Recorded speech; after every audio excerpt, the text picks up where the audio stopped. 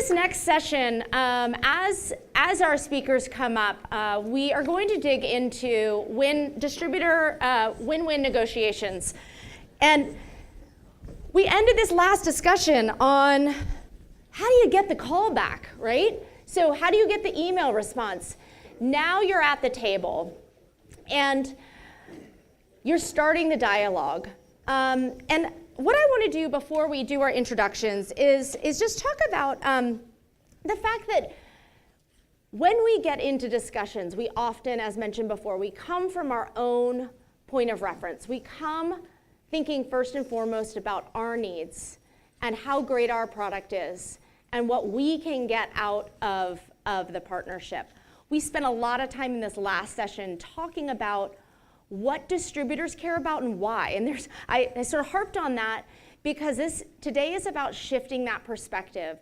And it's so hard to get out of our own heads about what our priorities and what our needs are and start thinking about the person on the other side of the table. When we talk about what distributors care about and why, that's really the difference between what I call positions versus interests. So what's a position versus an interest? And you guys have this visual actually in your workbook on page 7. A position is what I want. When that's the focus, it's about what I get, even if it's at the sacrifice of what you want or what's best for you. It almost always results in win-lose outcomes, where one person wins and one person loses. How many of you all, by raise of hands, have gotten into sort of that, maybe not overtly, but embroiled sort of argument of, face-off of, God, we can't seem to come eye to eye. God, I have it in my house all the time. Forget distributor-supplier relationships. This is a common part of life, right? Because we come at things from what we need and what we want. But when we understand as a supplier, not only what distributors want, but why those things matter to them, we can actually get away from our own solutions and the solutions that we think are best and focus on what the other person needs and generate together new ideas for mutual benefit. And what this does is it actually gets you out of bargaining and gets you into sort of this whole new space that opens up a discussion that possibly you've never been able to have with your distributor. And that's what today's discussion is really about. So I want to just reference, again, you guys have been great about using Slido. We have notes throughout the day. If you have a question that you want to come up and ask me later on in the day, but I want you to use these note sections throughout the day to think about what are you hearing in the discussion that triggers a thought on, hey, God, I really never thought about, this is what the distributor cares about, and here's why. And then you should be accumulating some ideas as well that we'll continue to build upon with this session around ideas for solving those interests for mutual gain. All right, so we're going to shift now to our panel on win-win negotiations. And thank you, Gordon, and thank you, Keith, for being here. Keith comes to us as the Director of Sales and Marketing for Disruption Wine Company. Keith and I had the honor of working together, or I had the honor of working with Keith at Sonoma-Cutrer. He's been on the supplier side, has led some tremendous brands like Artesa, Sonoma-Cutrer, Sansupri. He's worked with some of the biggest distributors. He's also launched a brand of his own. So he knows what it takes to come to the table and get to that mutually beneficial outcome in order to move the ball forward in a productive manner. Gordon Palmateer was brought on by George. You all, I guess, have known each other for a long time. And Gordon comes to us with a tremendous history in having worked for Jordan as a Director of Marketing and Sales. He also had a time at Seagram's and now runs a consulting firm that helps bring sales and marketing strategies and bring those to life with a number of different organizations, number of different wineries across a number of different wine regions, correct? Correct. Great. So let's go ahead and jump into the discussion. What I'd like to start off with is as we think about sort of coming to the negotiation table, right? You got the phone call answered, you got the email response. Now you're in the running to sort of make a deal. What are the common mistakes, and either one of you all can start, what are the common mistakes that suppliers make in sort of managing that discussion at the negotiation table? So are we good? So my opinion is I think a lot of people come unprepared. And I say that based on personal experience. I think the role of the distributor over the years has clearly changed. We've been talking about that a lot today. And I think that we have a responsibility to come prepared. We have to know our business. These days, we need to be an expert on our own business with distributors. And I think showing up with the expectation that the distributor is going to be an expert about your business, or that the distributor is going to have all the answers, is a tremendous mistake. So I'd say preparation without a doubt. Great. We've heard that before. Yeah, and when we touched on the word of expectations, having the right expectations when you go into a meeting is essential. I was a wine director for a large wholesaler back in the Mid-Atlantic years ago. And my role was to meet with suppliers and talk about what their hopes and dreams are.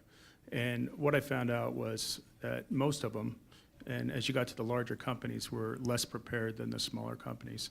And so I had to spend a lot of my time trying to figure out their plan for them.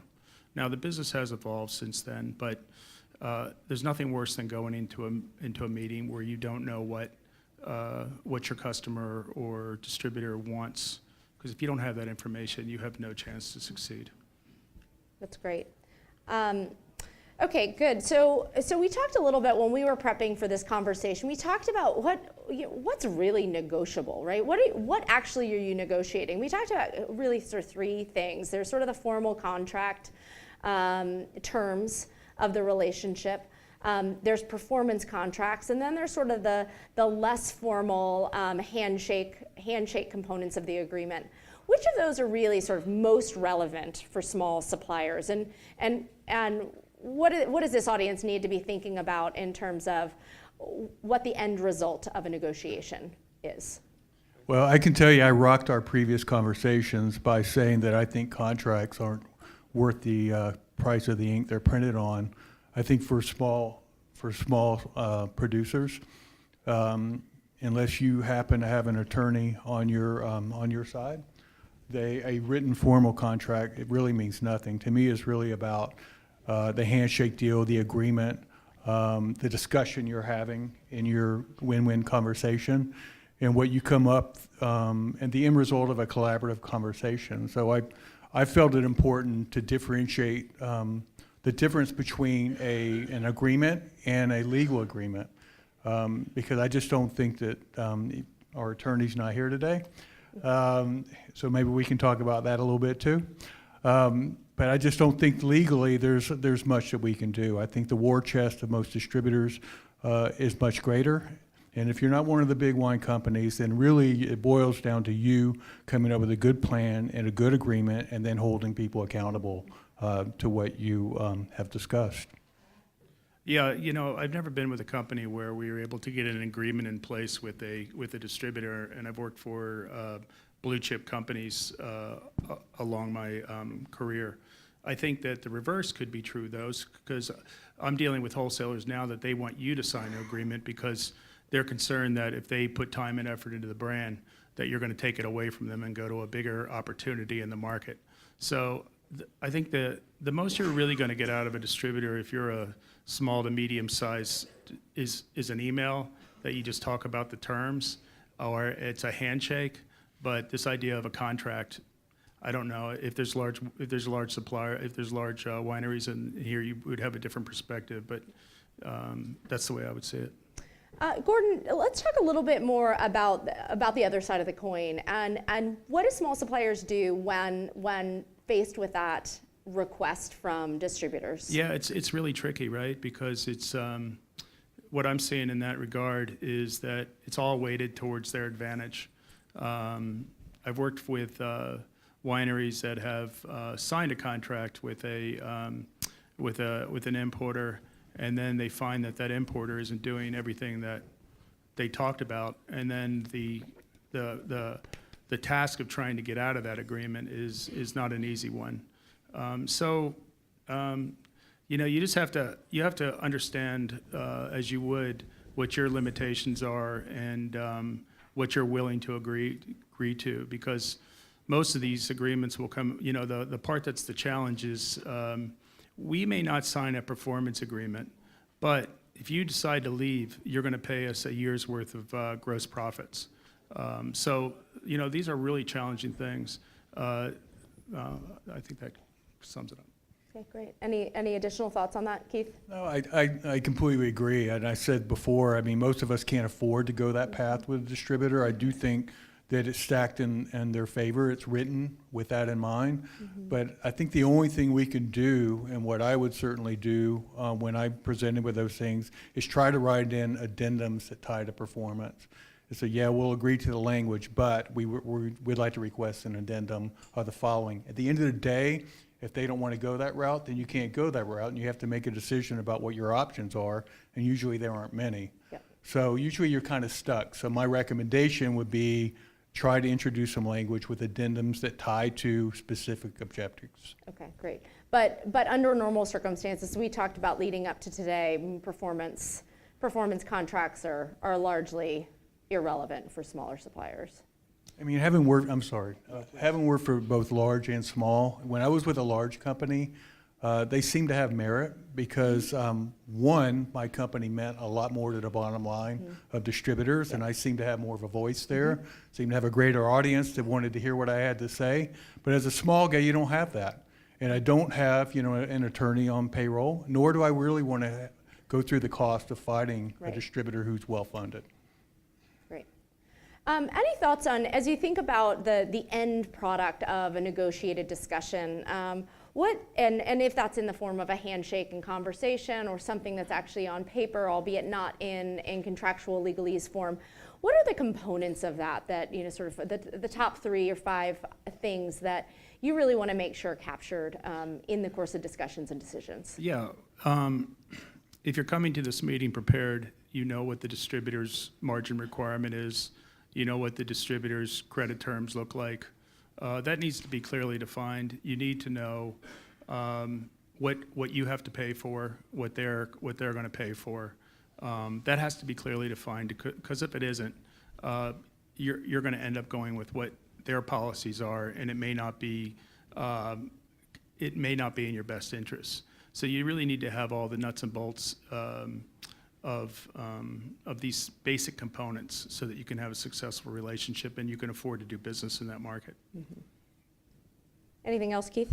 Oh, I mean, I would add to that, if you don't know that before you get to the table, say, you're early in the relationship and you don't know all that stuff yet, I mean, ask the question. I mean, before you agree to something, when you get into pricing conversations about margin, about price support, about paying for printing, about all these little plus things that we have to pay for as producers, have the conversations. Like, do I have to do this? Do you participate too? Can I count on you to be involved in this?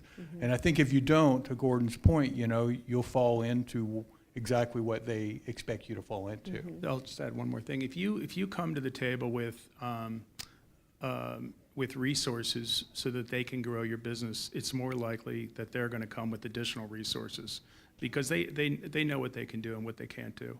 So be a willing partner so that they'll be a willing partner as well. Can you talk a little bit about to the degree that sort of the degree to which the conversations don't happen at the level of honesty and transparency that they kind of need to up front, and how you sort of crack open that conversation, right? If things aren't ending up on paper in a formal contractual way, I've been in conversations with distributors where they agree, right? They want supplier business. So how do you get to that realistic conversation? Well, I think we had some conversation earlier. I think that the game has changed with distributors. I think they are a lot more transparent. I think certainly the distributors who are established have wonderful systems in place. And my experience is if there is a true belief in partnership, that they're willing to share that. And if they're not sharing it, you should ask for it.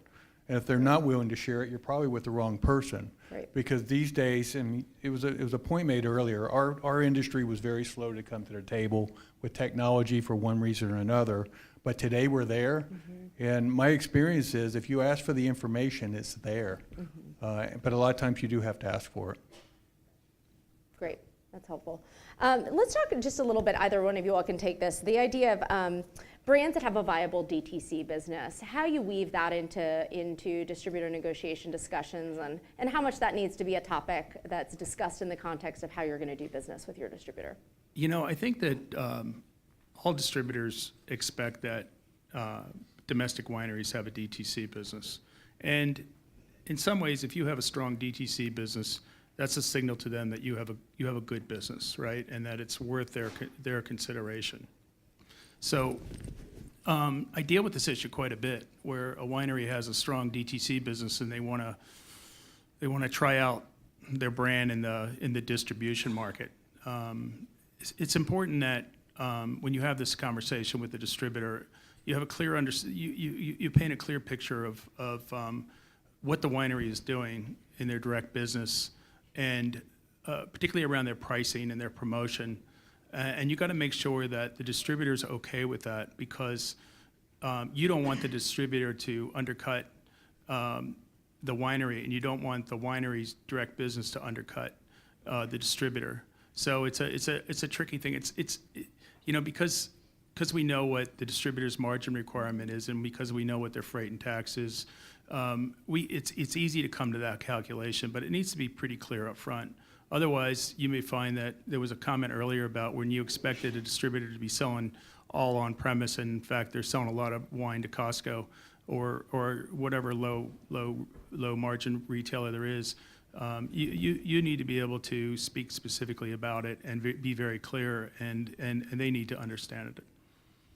And I would assume you, as part of that, do a lot of work with companies on sort of helping them set price structures and define those. Yeah, you know, every domestic winery, no, I can't say every, but I would say most of them have a direct business, and that's a really important part of their business because there's a margin to be made there. So it's got to be really clear cut, and it's not hard to do it. It's just you got to have all the variables. Yeah. Anything to add to that? Yeah, Cheryl brought up earlier the example of the cake bread scenario, and I think that's a perfect example of how it could and should be. You know, they're going out and working in conjunction with their distributors to reach their loyal audience. And I think that, you know, that mindset should be the one we have when we're going in and trying to reach our direct-to-consumer audience. I think the last thing you want to do is go in hosting a winemaker dinner at one of your good accounts and you're not involving your distributor and have them find out after the fact, because in those ways it appears like you're competing with them.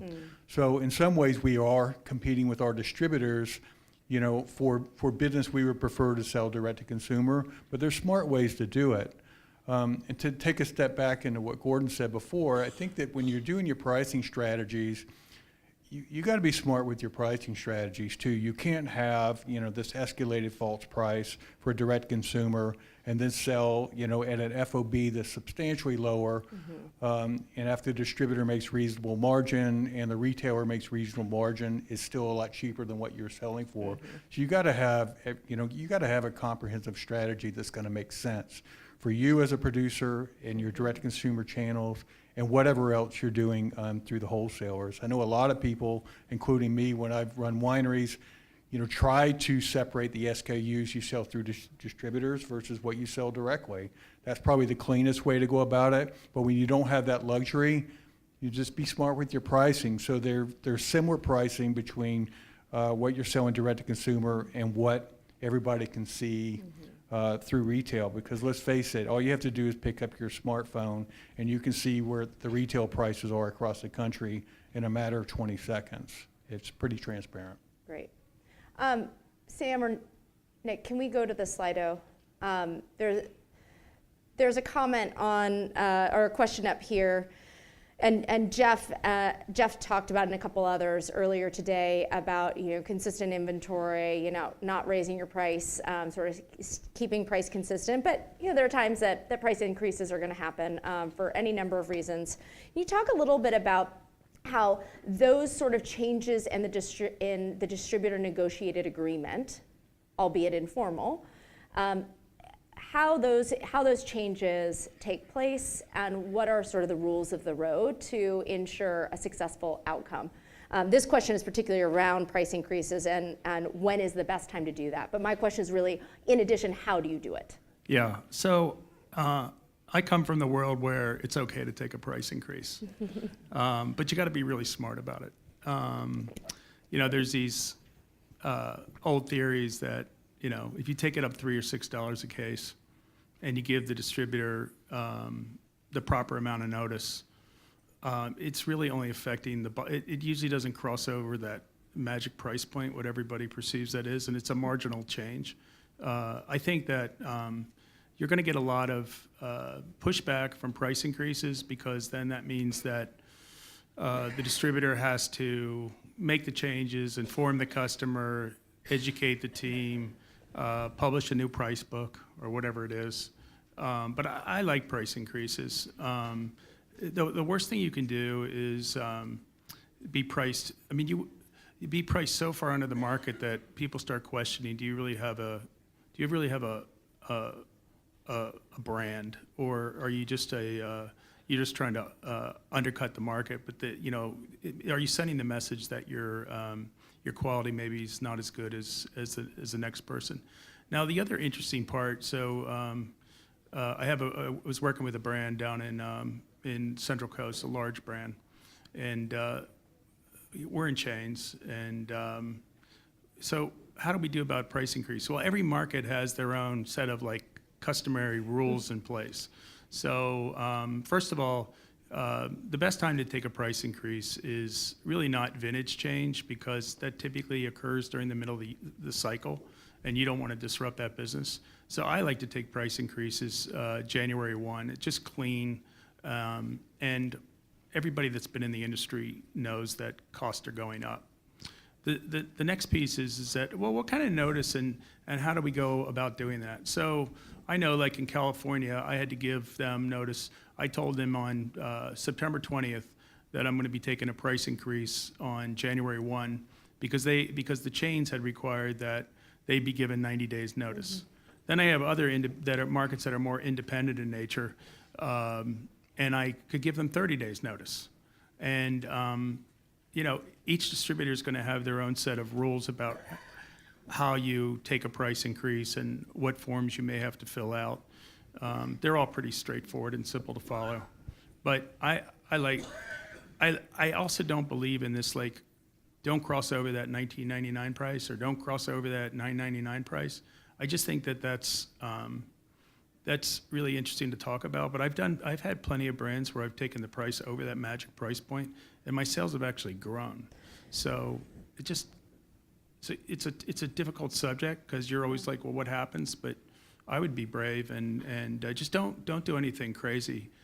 Some brands have where all of a sudden their price goes from X to X plus 50%, and then that's where you really start getting into trouble. Well, I think you bring up a good point, that it is hard work for the distributor, right? There's a lot of trickle-down effect that happens as a result of a price increase, and it puts more onus on them.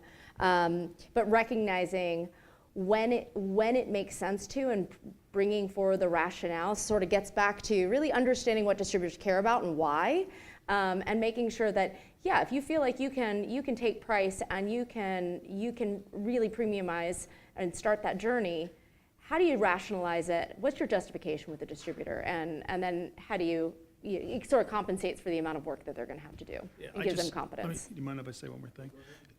Send a letter to your distributor and say, look, these are the circumstances of why I'm taking a price increase. And don't, be transparent, be open and honest with them. They get it. They got the same issue. Their costs are going up as well. And I think if you do that, I think that you'll be okay. The other thing you can do is that you might get pushback from a distributor that says, oh my God, you just ended this important account. Well, you can always go back and say, okay, I'll take a price increase to the market, but for that particular account or chain account or whatever, I'm going to increase some kind of a depletion allowance back to you, so that you can still protect that price. So it could be more complex than that, but simplistically, just be transparent. Great. Any thoughts on that? I'll add a couple things, and Gordon's right, it varies by distributor. I mean, I think the general rule of thumb is, notify them of price increase as soon as possible. Unless you're releasing a wine that was only recently produced, you should be able to do that. My second piece of advice would be, if you have communicated the price increase in advance, then do the follow-up not long before the price is supposed to go up. Because chances are you're dealing with a brand manager who's got a ton of brands, dealing with a lot of different wineries, and is falling off their radar screen. So don't assume that it's going to be communicated in a way that you would want it communicated.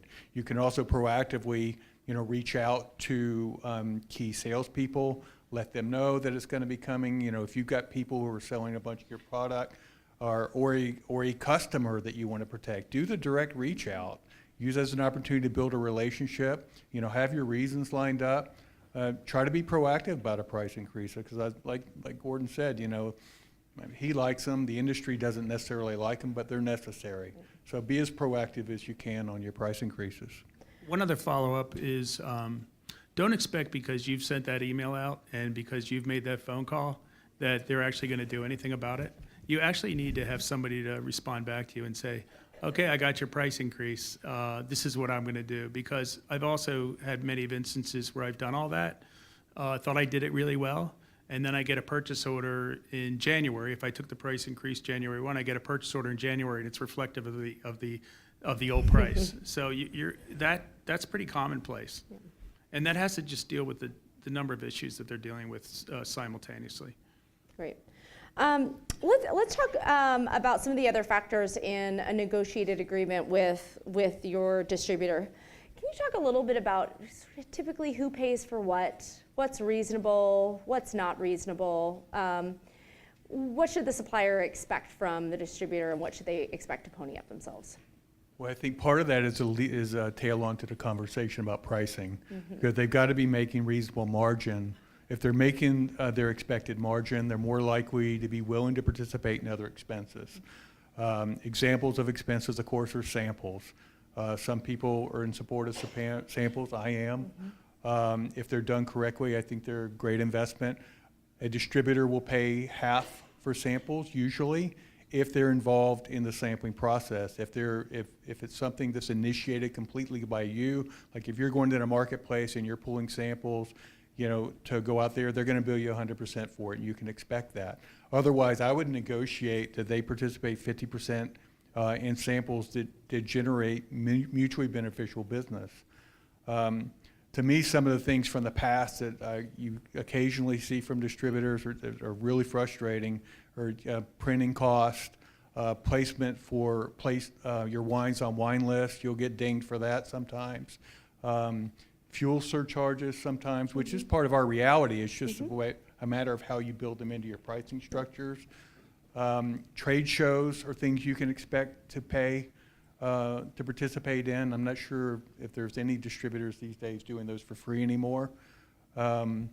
So it's kind of like, do your pricing models and do your assumption that you're going to have to pay for market travel, for the pricing, for any other kind of market activity. It's going to be all on you. So take that into consideration when determining your margins. Yeah, that's a good point. Okay, great. Let's talk. I want to just hit on one more thing on this, and then shift gears. There's a question here: is there standard % discount from retail price that all distributors expect, or is that? And how do you negotiate that? Can you ask that question again? The question is there a standard % discount from retail price that all distributors expect? I think that if I'm interpreting that right, I think what distributors want to show is that to a customer is that there's a list price and then there's a discounted price, and they want to see separation between those two prices. Got it. Everything else is, but what is that standard discount? There's no standard. There is no standard discount. Got it. Okay, I wanted to make sure on that. So let's shift gears just a bit and talk about an example that you all maybe have from your experience, clients you work with, businesses that you've run, of a small supplier developing a really mutually beneficial relationship with sort of a negotiated agreement where it's really symbiotic, mutual to both, beneficial to both sides, and sort of what were the key components of that. And we talked a little bit about these at a high level at the beginning of the discussion, but you can just give us a little more granular example of a really good relationship between supplier and distributor. I've stumped them. So if I understand it correctly, I think in the communication or establishing a win-win relationship, first of all, I think you've got to understand who the audience is you're going to be meeting with. You got to speak to the audience. You want to make sure you have everybody in the room that can actually influence your business. If you're going to be talking about change, you got to make sure the change person's there. Mm-hmm. If you're going to be talking about on-premise programming, you want to make sure you have somebody there that influences, on-premise, so you can actually have dialogue about what it is you do achieve your goals. I think that's important. On the other hand, if you have high-level people who are there, you don't want to take the conversation to a level that's going to bore them, have them glaze over, and ultimately, not find value in the meeting you're having with them. And that happens quite a bit. I mean, usually the challenge is getting people to their table.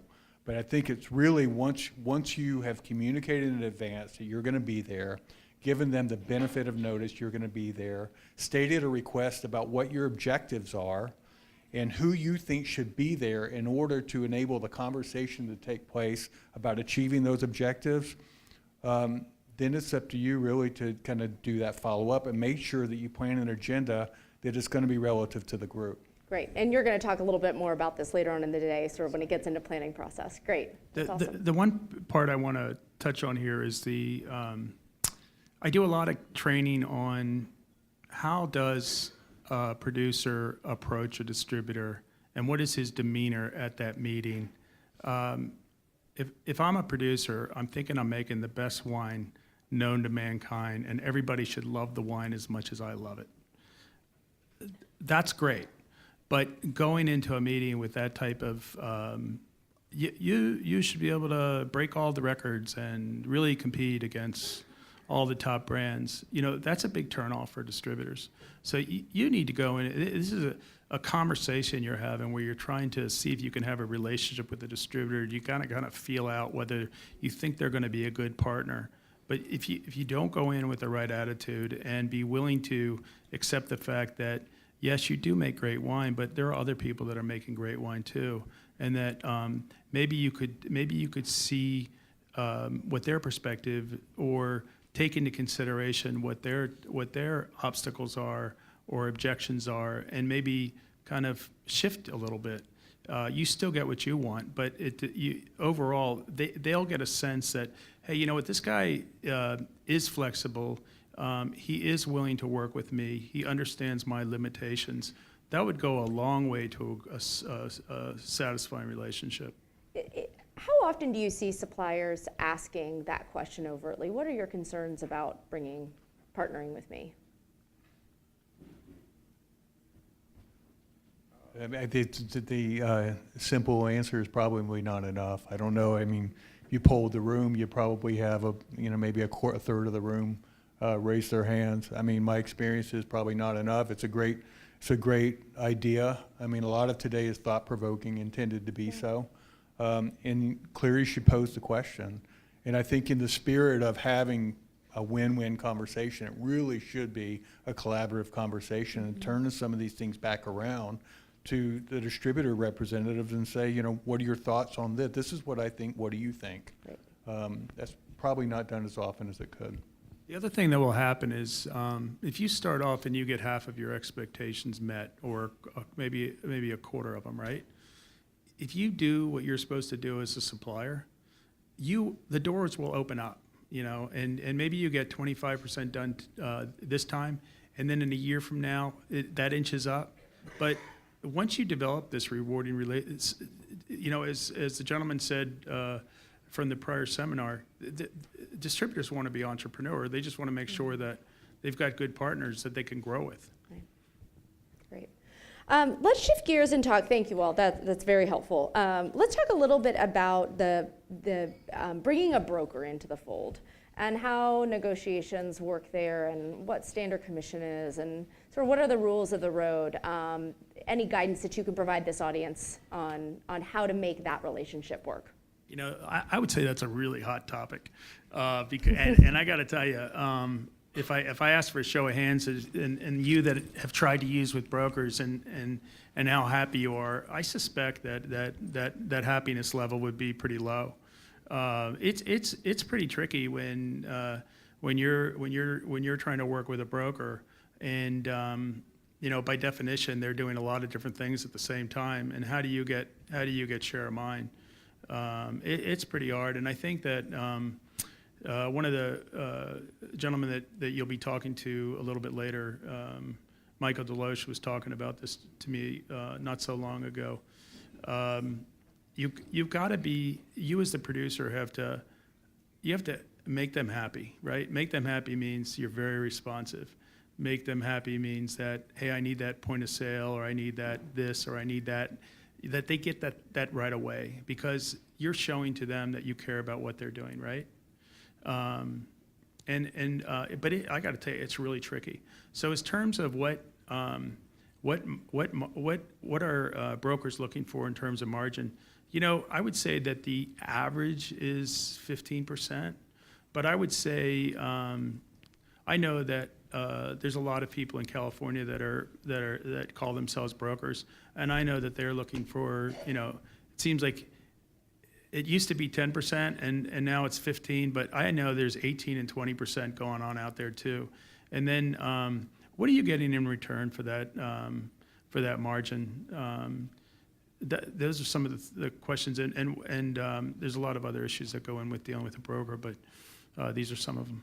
Is that 18% on FOB or 18% on sell price. So if a broker in California, and I assume you're going to be the one shipping the goods to the account, it's going to be on the sell price, not on FOB. Any other comments on that? Broker relationship and negotiation between, okay. One last final question before we conclude for lunch. What are the biggest changes you have seen in the market when it comes to supplier distributor negotiations and the agreements, albeit informal or formal, that have been, how has that dynamic evolved over the last 5 years, 10 years? 5-ish. Yeah, 5-ish. You know, the game has changed for producers. We used to go in and expect to hold our distributors accountable, and the conversations were, you know, very basic about, you know, let's look at shipments, let's look at depletions, let's talk about goals, and you would weave in and out and talk about their performance versus those basic metrics. It's much more complex. You're expected to be much more prepared. As I opened up when I said earlier, you're expecting really to be the expert of your business in their marketplace. And I said before, being proactive, understanding exactly what you want, what the competitive set is. I think the onus has shifted, and there was a conversation earlier that, you know, distributors feel they're doing more today than they have in the past, and perhaps they are. But I can tell you, everybody's doing more than they used to do because the business is more difficult. There's just fewer distributors, there's a bunch of producers, and it's survival of the fittest. You got to be better than the next guy, and if you're not doing it, the next person is, and that in itself should be good incentive to work hard. So I think that, you know, I think the onus of being more prepared, more on top, and not only versed with your brand, but on your competitive set in the marketplace, has shifted to producers a little bit more as well. The one other, everything that Keith said is 100% right. The only thing I'll add to that is that, you know, I've been doing this for a long time, and my father was an importer, and my grandfather was a retailer after Prohibition. And there's a couple things that we've seen change. Chris Lynch, who's my consulting partner, and I deal with this all the time, the number of people that want to be selling wine in the U.S. is significantly more than it was just 10 or 20 years ago. So it used to be in the day where this Sonoma winery's chief competitor is this other beautiful Sonoma winery that's 2 miles away. That's all changed. And your competitor is really about all the other wine producing regions that are staking their claim on how great their Sauvignon Blanc is. And so buyers have more options. So the number of competitors and the number of brands that are being offered on a daily basis has increased significantly. And then the other piece that I think was touched on in the last seminar was the level of technology and the ability to access information. And then the third thing that I think is the cost of doing business has really increased dramatically over time. So I would say that those are really important issues. Great. Thank you all so much. I want to give a round of applause to Keith and Gordon. You guys have just added a ton to this discussion.